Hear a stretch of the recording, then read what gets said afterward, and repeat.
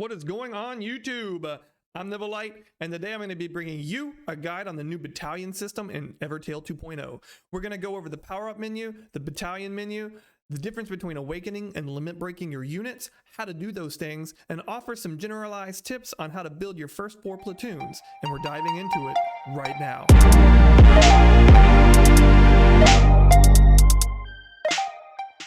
First thing I'm going to talk about is the story team. So the story team hasn't really changed much. It's still the team that you're going to use in offline story, online story, the fluorite mines, and any of the events that come through. It's still 8 party teams. You got weapons, accessories, all that's pretty much the same. The only thing to keep in mind here is that the units that are tied to your story team are not tied to your battalion. So any weapons or accessories that you have equipped to certain units are not automatically equipped to your battalion. So if you change your battalion, it doesn't change the characters that you have in your story team. And that brings us to our next topic, which is going to be battalions.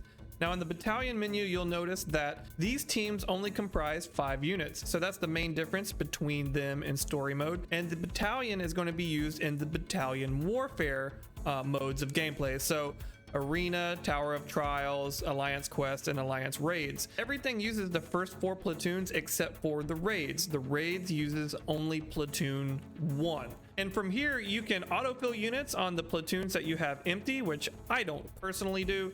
You will unlock new platoons to use as you level up your character or player rank. And to edit your battalions, you go into the edit menu, and from here you can check characters, weapons, accessories. It should be noted that you can go straight to the PowerUp menu from both the story or the battalion menus, which is a nice UI feature. Clicking on the character portrait, you can look over the stats, the active skills, the passive skills, and the profile. From this menu, you can also go down to the form button, which will allow you to choose which form that you want to display during battle. You can switch between your platoons with the arrow keys on the right side of the screen. And once you're done, you can reorder your platoons by hitting the reorder platoons button. That will bring up some arrow keys on the right side of the screen. You click them up and down. And when you're done ordering your platoons, you can hit finish reordering. That's going to bring us to our third point, which is the PowerUp menu. And I think this is confusing a lot of old and newer players alike. And that is, what is the difference between awakening and limit break? Well, in 2.0, they did separate awakening a character, or evolving is what it was in 1.0, and the maximum level. So you no longer need duplicate of the characters to reach maximum level. You just need to get a currency called limit break potion, and that's for character and weapons. So both of them work the very same. So we're just going to go over characters here, because you level up weapons the exact same way you level up your characters. Speaking of awakenings, what awakening does is it's going to give you a little bit of boosts to your HP and attack, and it's also going to give you the bottom 4 passives of your units if they're SSR. So the only thing that you need to do to get your second SSR passive is to increase the level to 80. So once you level it up to 60, you limit break it to 80 and you will get that passive that you want. So to show you a difference here, I have limit broke Mirai at level 80, and you will see that she has both her passives.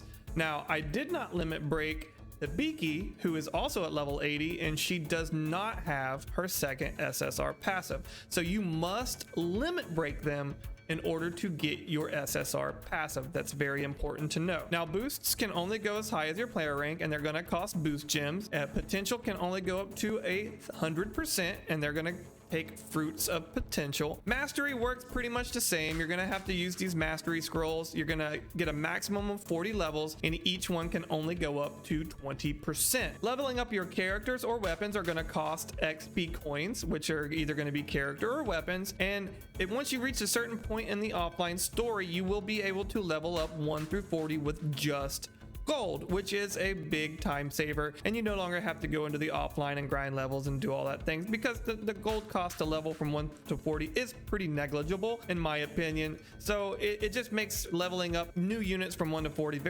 very fast and much more efficient. So I really do enjoy that change. So the key takeaway from this is you no longer need duplicates to have a maximum level character. You do, however, need to fully awaken your unit for the fellowship bonuses, and you do need the 4 awaken bonus to get the form 4 or the part 3, of the profile. So in order to get that third and final form, you do need to be at the final awaken. And that brings us to the last and final section of this video, and that is how to build up your battalion and what to focus on and just how should you go about it all. The thing that you're going to want to do is focus on platoon 1. You're going to want to build a very strong team, and then you're going to fill in the bottom 3 platoons with whatever you have left. Do not level any R, just regular rare characters, over 40, because that's a waste of resources.